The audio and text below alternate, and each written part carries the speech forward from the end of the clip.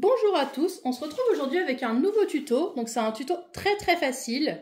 C'est juste pour utiliser ces chutes de tissu, donc notamment ces chutes de simili-cuir. Ça évite de les mettre à la poubelle, ça permet de faire du recyclage et puis si ça peut servir, tant mieux. Donc voilà, alors c'est un petit marque-page. C'est un marque-page où moi j'ai mis une petite déco. Il y a un œillet et il est tout en simili-cuir. Donc là l'intérieur est en simili et l'extérieur également. Voilà, donc pour le réaliser, c'est à nous. Alors, concernant la liste de matériel, c'est très simple. Aujourd'hui, je vais travailler uniquement avec des chutes. Alors, vous pouvez le faire avec des chutes de coton, mais bon, il faut thermocoller par contre. Moi, je vais le faire avec des chutes de simili-cuir. Donc ça, c'est du simili et c'est de là également. Donc ça sera l'extérieur et celui-ci sera à l'intérieur pour la décoration. Donc, je vais vous montrer tout de suite. Ensuite, il nous faut une petite déco, si vous le souhaitez, c'est pas obligatoire. Pour attacher par la suite avec un œillet qui est là. Ici par exemple, alors je ne vous ai pas donné les tailles. Ceux-là, ce sont des coupons qui mesurent 5 par 15. Les deux là, mesurent tous les deux 5 cm par 15 cm. Celui-ci est un tout petit peu plus petit parce qu'il faut qu'il rentre dedans. Il mesure 4,5 par 14,5. Voilà. Donc maintenant ce qu'on va faire, c'est qu'on va prendre notre premier coupon, donc de simili. Hop là, je prends la règle et un stylo. Et ce que je vais venir faire, c'est que je vais venir faire des repères de façon à faire un encadrement tout autour.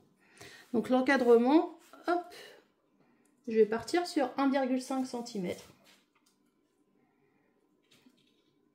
Je vais faire un encadrement de 1,5 cm. Ici. Et sur les côtés, je vais faire plus petit, je vais faire 1 cm. Parce que, hop, c'est quand même pas un très grand rectangle. Donc là, je vais partir sur 1 cm.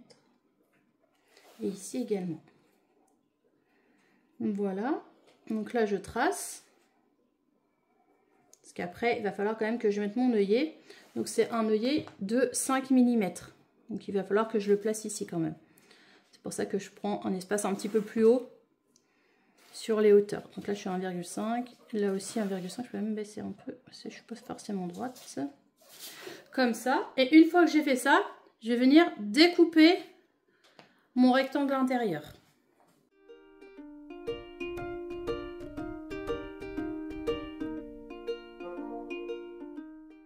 Voilà.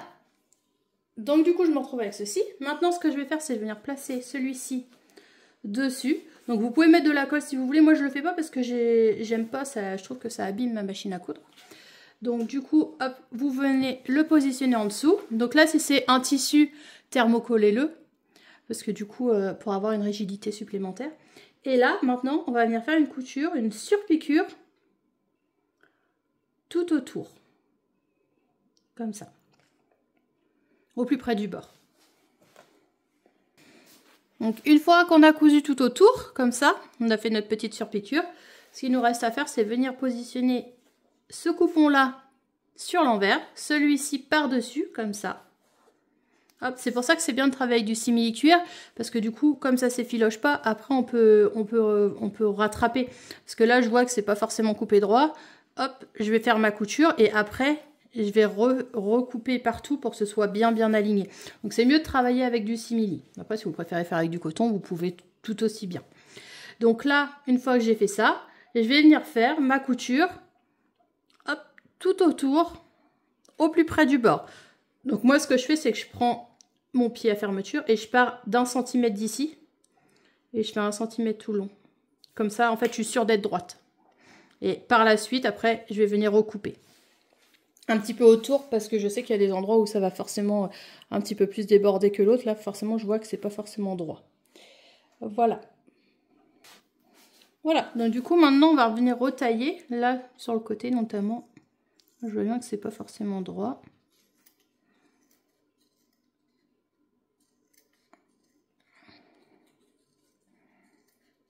Donc, ça, je retaille. Le bas, c'est fait. Je vais faire la même chose. Je vais retailler un petit peu. C'est pas très joli. Hop. Et le haut, j'y touche pas parce que je vais y mettre l'œillet. Voilà, donc du coup on se retrouve avec ceci. Maintenant, hop là. Maintenant, ce qu'il me reste à faire, c'est que je vais venir prendre le milieu. Donc là, je suis à 5 cm, donc à 2,5. Ici. Hop. Je vais venir faire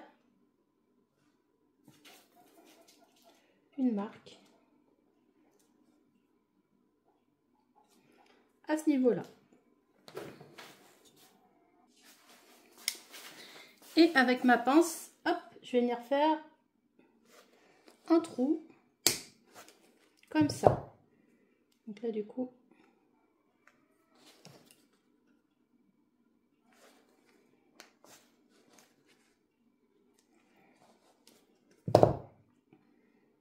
j'ai mon trou qui est fait.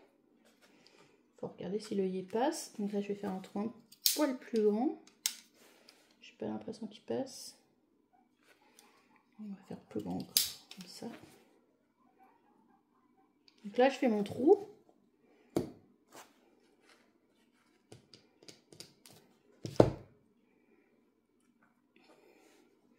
Et je vais pouvoir y insérer, hop, donc mon œillet. Donc là, je vois qu'il passe bien.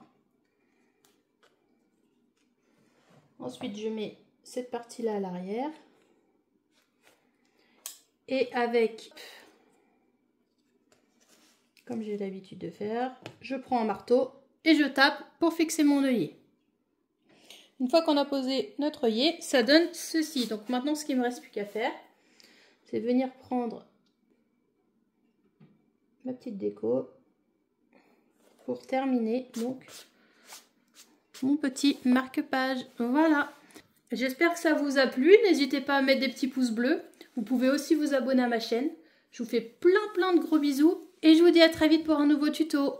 Gros bisous!